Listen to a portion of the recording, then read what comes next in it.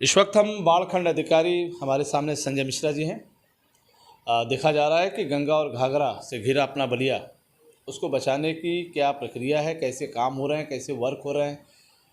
क्योंकि ज़्यादा देखा जाता है कि गंगा का टकराव, गंगा का कटान, ठोकर कैसे से बेहतर हो, ठोकर को कैसे मजबूत बनाया जाए, गांव को कैसे बचाया जाए, राष्ट्रीय राजमार्ग को कैसे बचाया जाए, आबादी को कैसे सुरक्षित किया जाए, इस पर ज़्यादा एक बड़ी जिम्मेदारी है बाढ़ के ऊपर।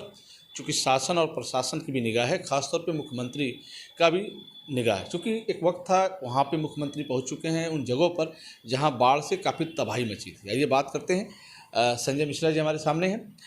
सर, पहली बात तो आपको बधाई कि आप बढ़िया वर्क कर रहे हैं।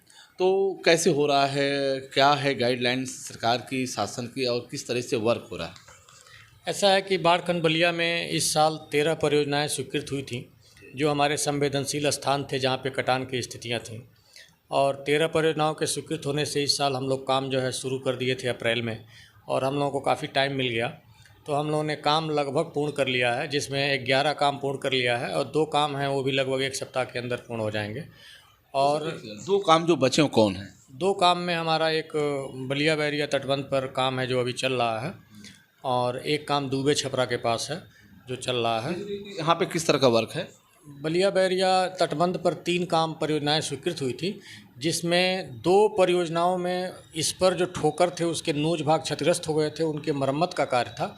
और एक जगह दूबे छपरा के पास जो कन्हई गोवा का स्थान है वहाँ पे कटान हुई थी, तो वहाँ पे जियो ट्यूब से रिपेयर परियोजना स्वीकृत हुई थी। तो वहाँ पे मड पंप जो है जियो ट्यूब में भरा जा रहा है। तो नई परियोजना है, बाकी 2 परियोजनाएं हमारी पुरानी थी जो उसका रिपेयर का काम था। जो बलिया बैरिया तटबंध पे किलोमीटर 26,300 और 26,100 पे मरम्मत का कार्य था इस ठोकर के, और दूसरा किलोमीटर 27,500 और 26,700 पे भी ठोकर के मरम्मत का कार्य था।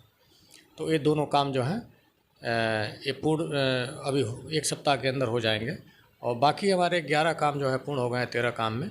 तो इस बार हम लोग पहले चल रहे हैं, और अभी पानी का लेवल बढ़ा नहीं है, तो हम लोग पानी आने के पहले इस काम को भी पूर्ण कर लेंगे, और हमारे तटबंध पूरी तरह सुरक्षित रहेंगे।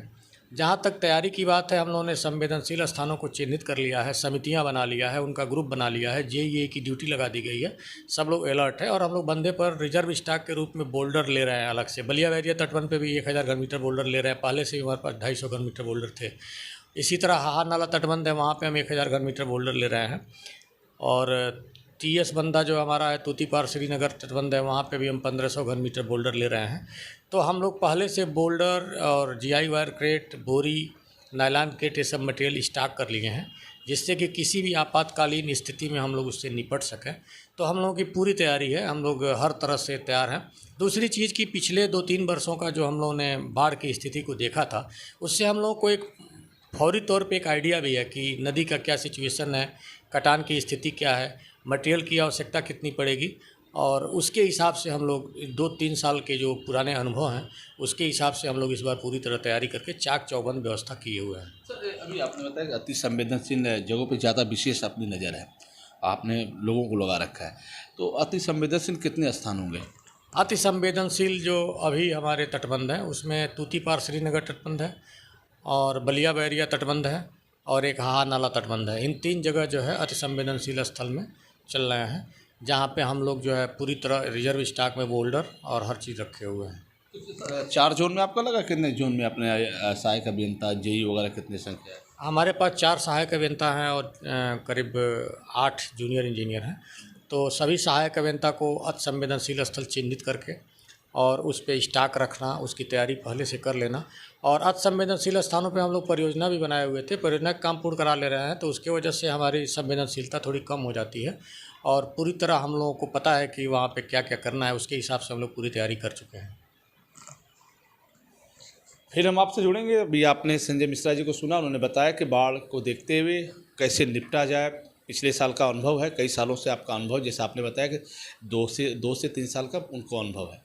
पिछले साल भी बाढ़ आई थी, उसको निपटने के लिए इसके पहले बहुत गंगा का जो तांडव था जिसको लेकर पलायन शुरू हुई, लोग अपने मकानों को, आवास को, घरों को, ज़मीन को छोड़ के भाग निकले, क्योंकि गंगा की जो धारा थी उसके सामने प्रशासन को पीछे हटना पड़ा।